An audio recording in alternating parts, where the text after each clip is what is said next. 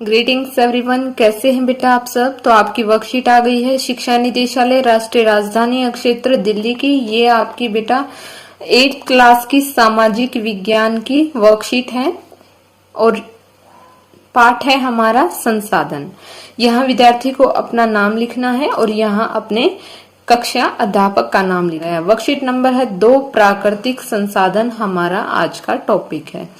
तो चलिए पढ़ते हैं। वर्कशीट 1 में हमने क्या पढ़ा था बेटा। वर्कशीट 1 में हमने जाना था कि वैसे सभी चीजें जिनकी कुछ उपयोगिता अथवा प्रयोज्यता होती है वे संसाधन कहलाते हैं। इस उपयोगिता का कोई आर्थिक मूल्य हो ये आवश्यक नहीं है। जैसे एक मनोरम भूदृश्य का कोई आर्थिक मूल्य नहीं है, महत्व नहीं, लेकिन वहीं धातुओं या जीवाश्म ईंधन का आर्थिक मूल्य होता है और दोनों ही हमारे लिए महत्वपूर्ण संसाधन है। तो इसमें ये कहा गया है बेटा, जैसे कि कुछ चीजें होती हैं जिनकी हमारे लिए उपयोगिता होती है और कुछ चीजें ऐसी होती हैं जिनकी हमारे लिए उपयोगिता नहीं होती। कुछ का आर्थिक मूल्य होता है और कुछ का नहीं होता, लेकिन ये नहीं है कि जिन चीजों का आर्थिक मूल्य नहीं होता वो भी हमारे लिए आवश्यक नहीं होती।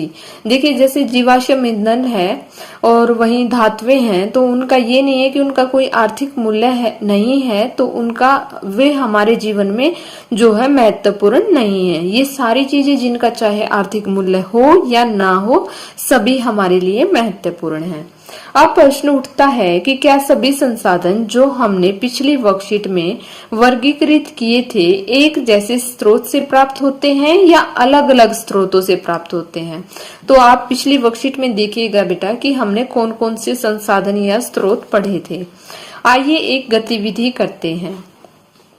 यहाँ कुछ पदार्थों के नाम दिए गए हैं, जैसे मिट्टी, खिलौना, वाहन, जंगल, पुल, रेल, खनिज, पर्वत, सड़क, इमारत, कोयला, फर्नीचर, पेट्रोलियम, प्राकृतिक गैस, सूर्य का प्रकाश, वायु आदि। आप इनमें और भी बहुत कुछ जोड़ सकते हैं। क्या आप इन्हें या अन्य पदार्थों जो आपके परिवेश में उपलब्ध हैं को उनकी उत्पत्ति के आधार पर 2 समूह में वर्गीकृत कर सकते हैं। एक उदाहरण आपके लिए दिया जा रहा है, जैसे कि प्रकृति से प्राप्त होने वाले और मानव द्वारा बनाए जाने वाले।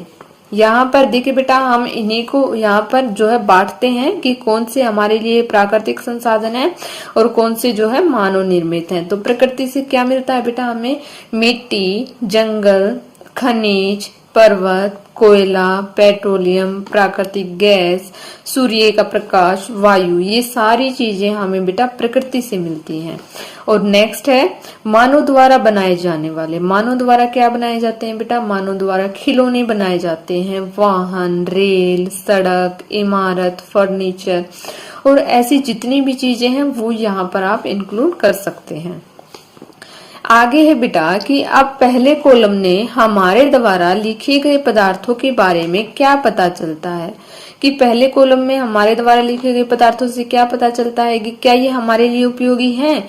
ये बेटा मिट्टी, जंगल, खनिज, पर्वत, कोयला, पेट्रोलियम, प्राकृतिक गैस, सूर्य का प्रकाश और वायु।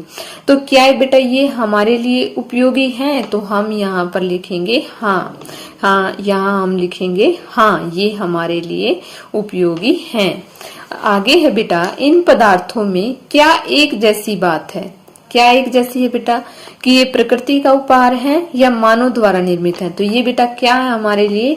ये है हमारे लिए प्रकृति का उपहार। तो हम यहाँ पर लिखेंगे ये हमारे लिए प्रकृति का उपहार है, प्रकृति का उपहार, क्योंकि ये हमें प्रकृति ने प्रदान किए हैं। तो ये हमारे लिए क्या है बेटा? प्रकृति का उपहार है। आगे है कुछ पदार्थ प्रकृति द्वारा प्राप्त किए जाते हैं और जिनका उपयोग बिना किसी संशोधन के किया जाता है, यानी कि बेटा हेर फेर संशोधन, यानी कि उसमें कोई भी जो है मिलावट ना करके किया जाता है। तो वो क्या होते हैं बेटा? वो होते हैं हमारे जो है प्राकृतिक संसाधन। यहाँ पर हम लिखेंगे प्राकृतिक संसाधन, जो हमें प्रकृति द्वारा प्राप्त किए जाते हैं और जिनका उपयोग बिना किसी संशोधन यानी कि हेर फेर के किया जाता है, तो उसे प्राकृतिक संसाधन कहा जाता है। आगे है बेटा, अब क्या सभी प्राकृतिक संसाधन एक जैसे होते हैं? आइए पता करते हैं। प्राकृतिक संसाधनों को निम्न 2 वर्गों में वर्गीकृत कीजिए। सबसे पहले है जैसे पदार्थ जो प्रकृति में असीमित हैं और जो शीघ्रता से नवीकृत हो जाते हैं। क्या है बेटा? मिट्टी है, वन है, सूर्य का प्रकाश है और वायु।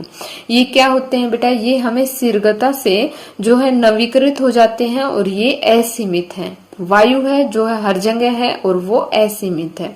सूर्य का प्रकाश भी असीमित है, मिट्टी भी असीमित है, लेकिन वन को हम असीमित भी कह सकते हैं। लेकिन क्या है बेटा? वन जो है विलुप्त होते जा रहे हैं, लोग उन्हें काटते जा रहे हैं। आगे है बेटा जैसे पदार्थ जिनका भंडार सीमित है और जो नवीकृत होने में हजारों वर्ष लेते हैं, जैसे खनिज, पेट्रोल यानी कि पेट्रोल, कोयला, ये क्या है बेटा? ये नवीकृत होने में जो है हजारों वर्ष ले लेते हैं। एक बार ये खत्म हो गए तो इनको जो है बनने में बहुत साल लग जाते हैं। तो ये हमारे क्या है? इनके भंडार सीमित हैं। आगे है बेटा कि उपरोक्त का अवलोकन करने पर हम कह सकते हैं कि कुछ प्राकृतिक संसाधन जो हमें प्रकृति से असीमित मात्रा में उपलब्ध होते हैं, जैसे कि सूर्य का प्रकाश, वायु, मिट्टी, वन, वो शीघ्रता से नवीकृत हो जाते हैं। क्या कहलाते हैं? नवीकरणीय संसाधन। और जो कुछ जो है प्राकृतिक संसाधन जिनका भंडार सीमित है और जो खत्म होने वाले हैं और इन्हें पुनः पूरित होने में हजारों वर्ष का समय लग जाता है, वो क्या होते हैं बेटा? अनवीकरणीय संसाधन, जैसे कि पेट्रोल, खनिज, कोयला आदि। वैसे इस बात का ध्यान रखना चाहिए कि नवीकरणीय संसाधनों का लापरवाही से प्रयोग करने पर वो भी खत्म हो सकते हैं, जैसे जल या मिट्टी असीमित मात्रा में उपलब्ध हैं, लेकिन इनका लापरवाही से उपयोग करने पर ये भी प्रयोग के लायक नहीं रह पाएंगे। तो बेटा जल है जो हमें उसका जो है सीमित तरीके से उपयोग करना चाहिए, हमें वेस्ट नहीं करना चाहिए। और ऐसे ही मिट्टी है, ऐसी ही बहुत सारी चीजें हैं जिनका हमें सीमित तरीके से प्रयोग करना चाहिए, नहीं तो वे विलुप्त हो जाएंगे। आगे बेटा इस वर्कशीट के बेस पर कुछ प्रश्न दिए गए हैं जिनको कि हमें सोल्व करना है। पहला प्रश्न है हमारा, प्राकृतिक संसाधन क्या होते हैं? तो यहाँ पर हम लिखेंगे कि कुछ उदाहरण भी दीजिए। यहाँ पर हम लिखेंगे कि जो संसाधन, देखिए, जो संसाधन प्रकृति से प्राप्त होते हैं और अधिक संशोधन के बिना उपयोग में लाए जाते हैं, क्या कहलाते हैं? प्राकृतिक संसाधन, जैसे वायु, जल, मृदा और खनिज। नेक्स्ट प्रश्न है हमारा बेटा कि नवीकरणीय और अनवीकरणीय संसाधन क्या होते हैं, जो है उनको उदाहरण देकर समझाइए। तो नवीकरणीय संसाधन क्या होते हैं बेटा? वे संसाधन जो शीघ्रता से नवीकृत अथवा पुनः पूरित हो जाते हैं, नवीकरणीय संसाधन कहलाते हैं, जैसे जल, मृदा, वन आदि। अनवीकरणीय कौन से होते हैं बेटा? अनवीकरणीय वे संसाधन होते हैं जिनका भंडार जो है सीमित होता है और भंडार के एक बार समाप्त होने के बाद पुनः पूरित होने में हजारों वर्ष लग जाते हैं। अनवीकरणीय संसाधन कहलाते हैं, जैसे कोयला, पेट्रोल, प्राकृतिक गैस आदि। प्राकृतिक संसाधनों को नवीकरणीय एवं अनवीकरणीय में वर्गीकृत कीजिए, जैसे कोयला, वन, लोहा, जल, सूर्य का प्रकाश, पेट्रोल और वायु। इनको क्या करना है बेटा? जो नवीकरणीय है उनको नवीकरणीय में लिखना है और जो अनवीकरणीय है उनको अनवीकरणीय में लिखना है। हम कैसे लिखेंगे बेटा?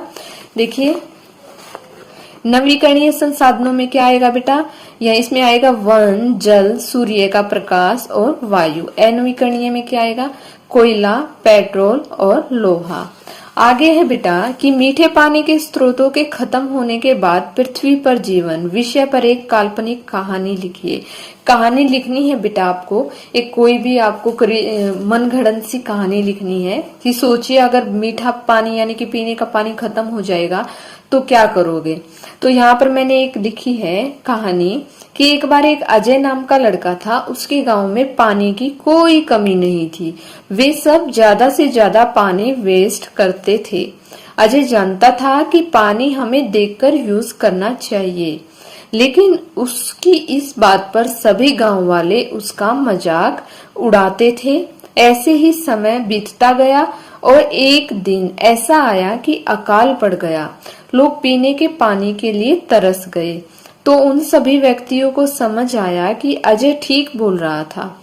इस कहानी से हमें यह शिक्षा मिलती है कि हमें पानी को बर्बाद नहीं करना चाहिए और पानी की बूंद बूंद बचानी चाहिए। आई होप बेटा आपको वर्कशीट समझ में आ गई होगी। आपको वीडियो अच्छी लगी तो प्लीज लाइक कीजिए, शेयर कीजिए और सब्सक्राइब कीजिए। Thank you. Thanks for watching.